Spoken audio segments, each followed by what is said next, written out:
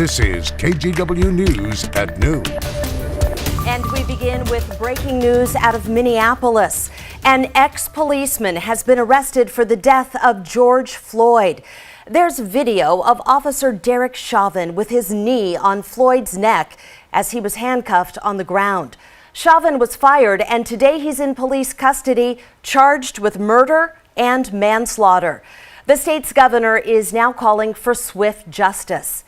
In the meantime, the National Guard is working to restore order after 3 days of rioting in the city. Jay Gray has the latest.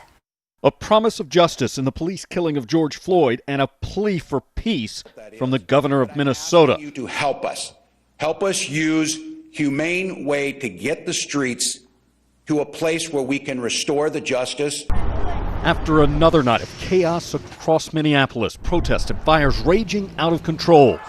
Hundreds cheering as an evacuated police precinct burns to the ground. Other buildings swallowed by flames, some overrun by looters. The president, apparently watching the violence unfold, calling the protesters thugs in a post on Twitter and suggesting the federal government and military could assume control, with a warning that when the looting starts, the shooting starts. Police now line parts of the city left in ruins. Oh my God, there's no words. Look at this is the result. This is war. And unfortunately, now we have casualties. All these businesses, people's homes. A community battered and on edge. You can't tell by the tone of my voice, the tears on my face, and I'm just saying that's how concerned I am. Concern about what could be next here. Jay Gray, NBC News. I'm here today to say. And here in Portland, people are showing their support for the demonstrations in Minneapolis. This is a live picture where the NAACP is hosting what it calls a eulogy for Black America. It's happening right now at Terry Shrunk Plaza. Then tonight at 6 o'clock, there will be a vigil to show solidarity at Peninsula Park. Also want you to take a look at these photos this afternoon. This is the Justice Center downtown. You can see someone spray painted George Floyd's name on 2 pillars outside. Something similar happened to the Elk statue downtown, but it has since been cleaned up. Last night, protesters gathered in front of the jail. Some laid down in the street in front of police headquarters, blocking Southwest 3rd Avenue.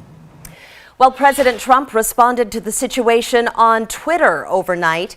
He criticized the mayor of Minneapolis, calling him very weak and telling him to bring the city under control. The president said he would send in the National Guard. In a second tweet, he wrote, quote, "These thugs are dishonoring the memory of George Floyd." He says he spoke with Minnesota's governor and offered military support, adding, quote, "When the looting starts, the shooting starts." Now, Twitter flagged that second tweet, saying it violated the company's rules about glorifying violence. Police across the country and right here at home are making strong statements against the actions of those Minneapolis police officers. McMinnville police tweeted a powerful statement saying, "This is not who we are or what we stand for. We have never trained to do this, nor will it ever be acceptable. We have and will continue to stand with our fellow citizens, condemning these types of actions by those in law enforcement who act in an improper manner." Portland police shared a similar message. Here's Acting Chief Chris Davis.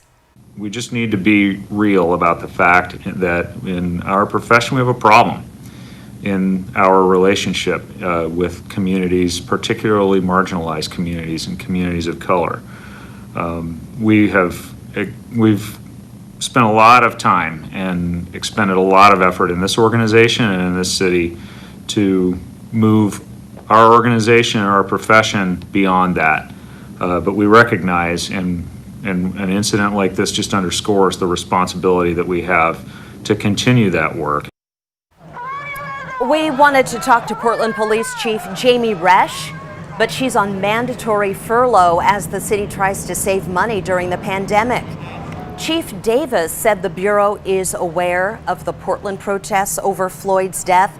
He says officers won't get involved unless it's absolutely necessary. A CNN reporter was arrested live on air this morning while covering those Minneapolis protests.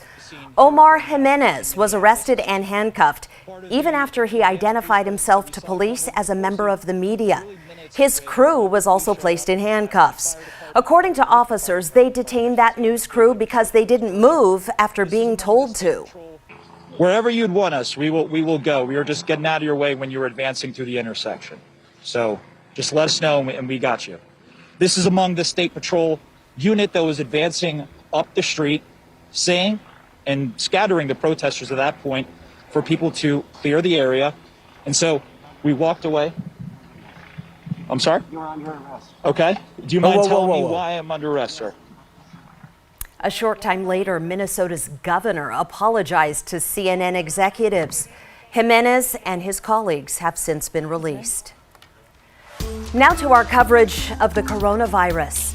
As of today, 119 people have tested positive at a Vancouver fruit processing plant. 74 of the infections are workers at Firestone Pacific Foods. 45 others are people who had close contact with those workers. Earlier this week, the CEO admitted he didn't do enough to protect his employees and failed to implement social distancing at the facility. Well, here in Oregon, Governor Kate Brown is giving Washington County the go-ahead to enter phase 1 of reopening. On Monday, it'll join almost every other county in Oregon in taking this step. As many of you already know, phase 1 allows restaurants and bars to reopen with social distancing. Salons, barbers, gyms, and fitness centers can also welcome back customers with restrictions, and groups of up to 25 people can gather again. Multnomah County is hoping to enter phase 1 2 weeks from today, but a fruit processing plant here is dealing with a major outbreak of COVID-19.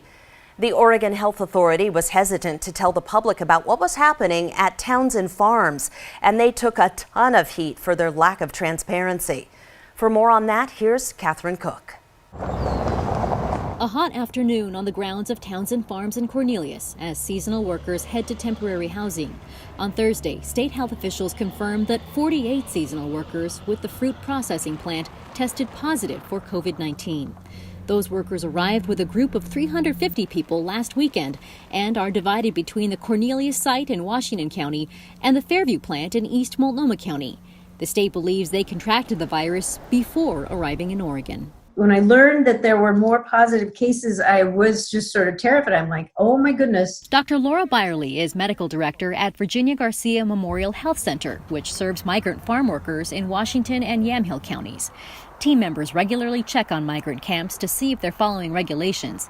They're also helping screen workers for COVID-19.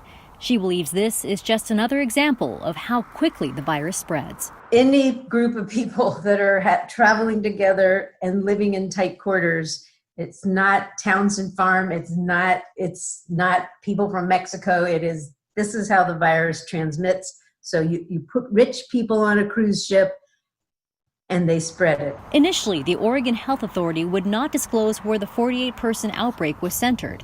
Health officials explained they rarely reveal an outbreak at any specific company to protect company and patient privacy.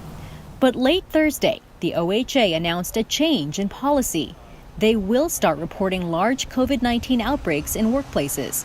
That would include any outbreak involving 5 or more people. A spokesperson with Oregon's Occupational Safety and Health Administration tells KGW that OSHA is evaluating multiple complaints filed against Townsend Farms. Public records show the complaints allege poor sanitation, a lack of social distancing, and people working 7 days a week while sick. This is Townsend's second COVID-19 outbreak, state health officials just confirmed. The first, in late April, involved 53 of the company's year-round employees. It also went unpublicized by state health officials. On Thursday, Washington County officials addressed the Townsend outbreak, which they said would not impede the county's approval to enter phase 1 reopening on Monday. We are concerned about stigma being placed on these workers. That's why we think it's really important to help everyone to understand that they are really some of the heroes in this COVID-19 epidemic. because they have had to continue to work. State and county agencies are working with Townsend to improve safety and sanitation measures for its workers, emphasizing physical distancing and wearing personal protective equipment. This week, members of the Oregon Army National Guard, Department of Agriculture, and Oregon State University Extension Program began delivering 900,000 face coverings for agricultural workers across the state. And as workers tend to the harvest, Dr. Byerly says she and her team will tend to their health. We'll keep visiting. We're going to go out to the same camp weekly, so we'll have a chance to offer more tests, repeat tests. Catherine Cook, KGW News.